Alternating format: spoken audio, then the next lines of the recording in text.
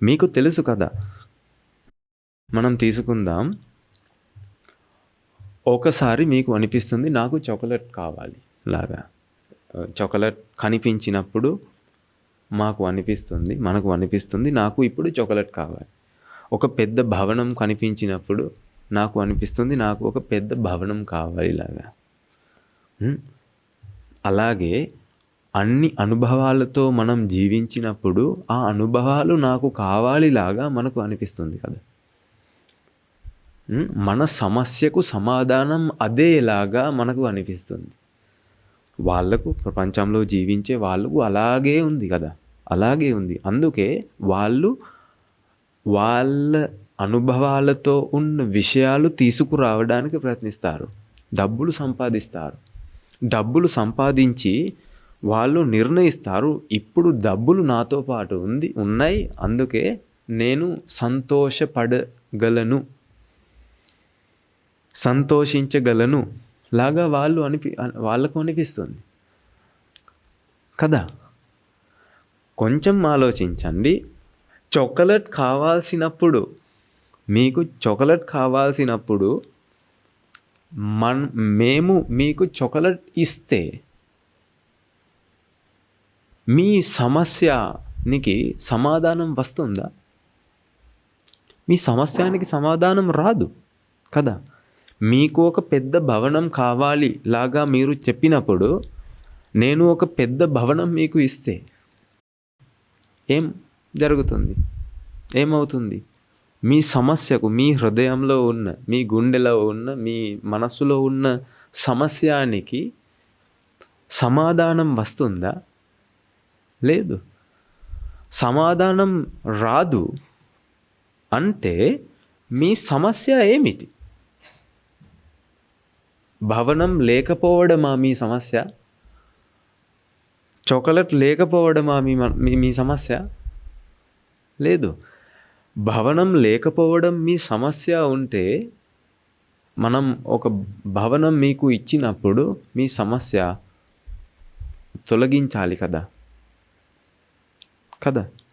మీ సమస్యకు ఏమి జరగాలి? మీ సమస్య వెళ్ళిపోవాలి కదా.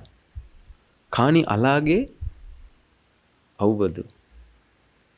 ఎందుకంటే మీ మనసులో ఉన్న సమస్య వేరే, మనం ఇవ్వడానికి ప్రయత్నించే పరిష్కారాలు కూడా వేరే.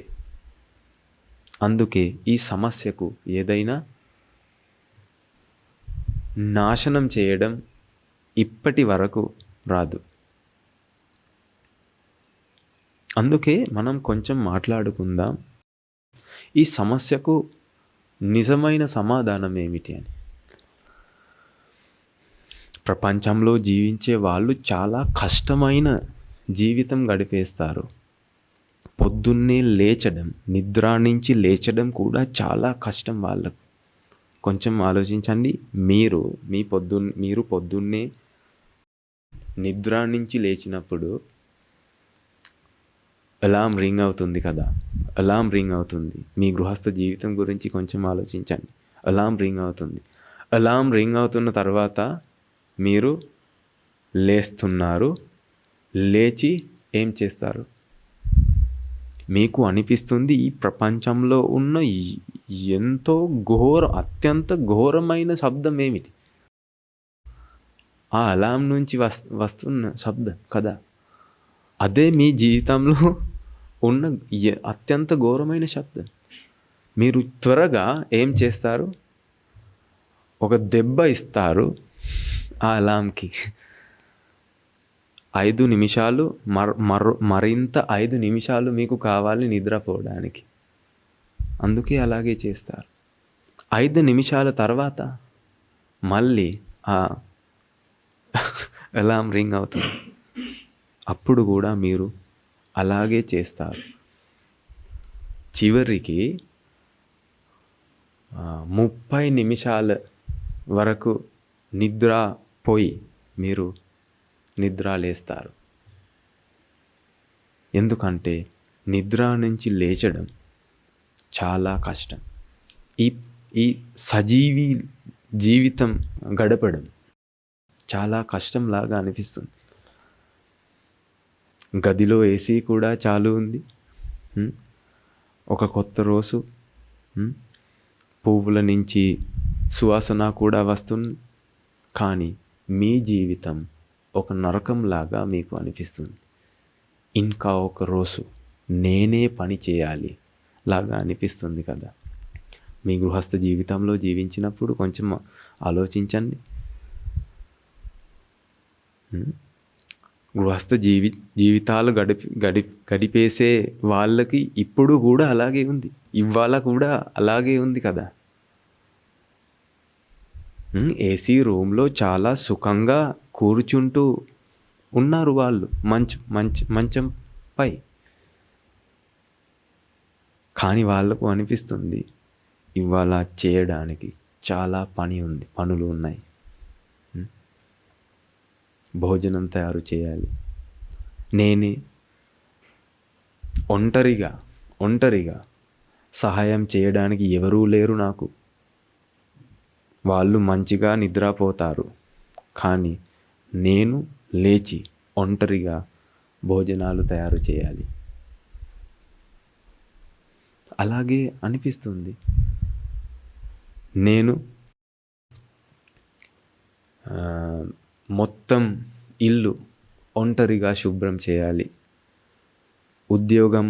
ఉద్యోగానికి వెళ్ళడానికి తయారు చేయాలి, సొంతని తయారు చేసుకోవాలి.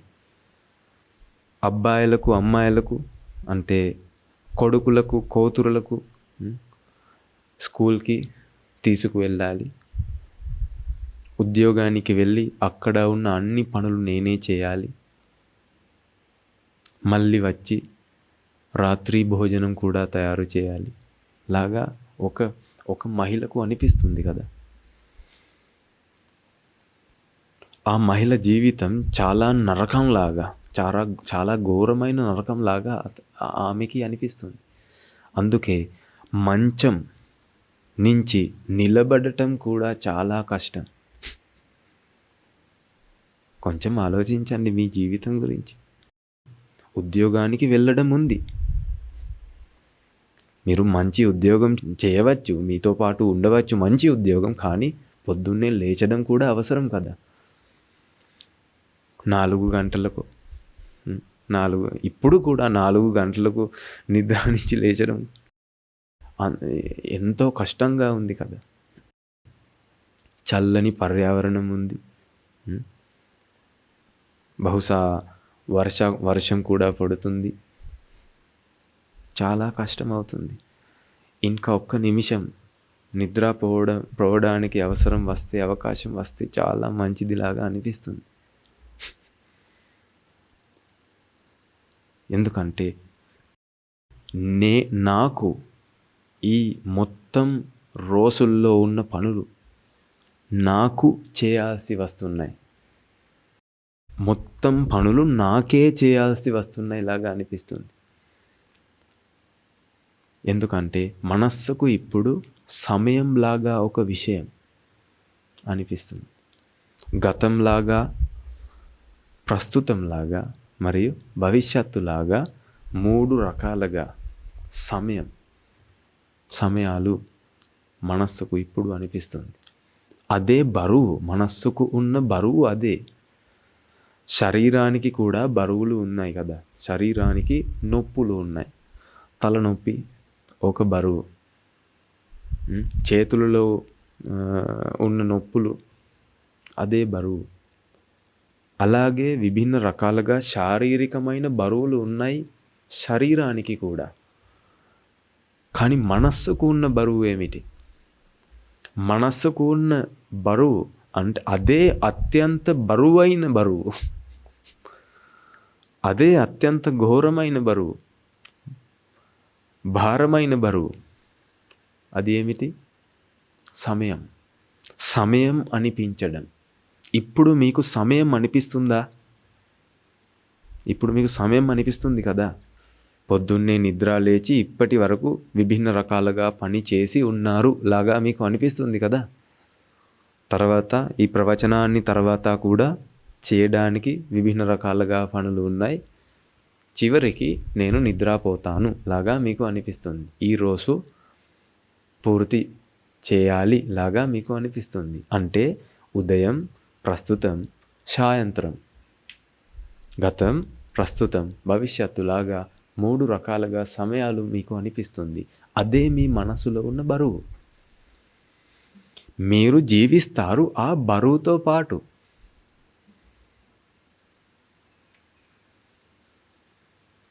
కదా! మీరు జీవిస్తారు ఆ బరువుతో పాటు. ఆ బరువుతో పాటు జీవించినప్పుడు మీ జీవితం ఒక నరకంలాగా ఉంది. ఎందుకంటే ప్రతిసారి బాధపడతారు మీరు. గతం అనిపించినప్పుడు నా గతంలో అలా పనులు జరిగింది. అలా ఘటనలు జరిగింది లాగా పశ్చాత్తాపం మనసులో పుడుతుంది. వర్తమానం లేకపోతే ప్రస్తుతం మరియు భవిష్యత్తు గురించి ఆలోచనలు వచ్చేటప్పుడు భవిష్యత్తు గురించి సందేహాలు పుడతాయి మనసులో. ఏం జరుగుతుందో నాకు కూడా తెలీదు. మంచి సంఘటనలు కూడా జరగవచ్చు, చెడ్డ సంఘటనలు కూడా జరగవచ్చు. కానీ నాకు ఇష్టం మంచిది మాత్రమే. చెడ్డ సంఘటనలు నాకు వద్దు లాగా సందేహాలు పుడుతున్నాయి మనసులో. ఆ సందేహాలతో బాధపడతారు. ఇప్పుడు మనసు బాధపడుతుంది కదా. ఆ బాధ నుంచి బయటికి వెళ్ళడానికి ప్రయత్నిస్తారు. అందుకే వెతుకుతారు. ఎందుకంటే మనసులో బాధ పుడుతుంది. ప్రతి మనస్సులో బాధ పుడుతుంది. మనస్సు అంటే బాధ అనుభవించడానికి ఉన్న ఒక ప్రక్రియ కాదు. మనస్సు అంటే ఈ ప్రపంచం ఎంతో సంతోషంగా, ఎంతో ఆనందంగా అనుభవించడానికి ఉత్పన్నమైన ప్రక్రియ. కానీ ఇప్పుడు మనస్సుకు ఏదో సంఘటన జరిగింది. ఆ సంఘటన వల్ల ఏదో ఒక దోషం పుడుతుంది మనసులో. ఆ దోషం వల్ల మనస్సులో ఎప్పుడు బాధ ఉత్పన్నమవుతుంది.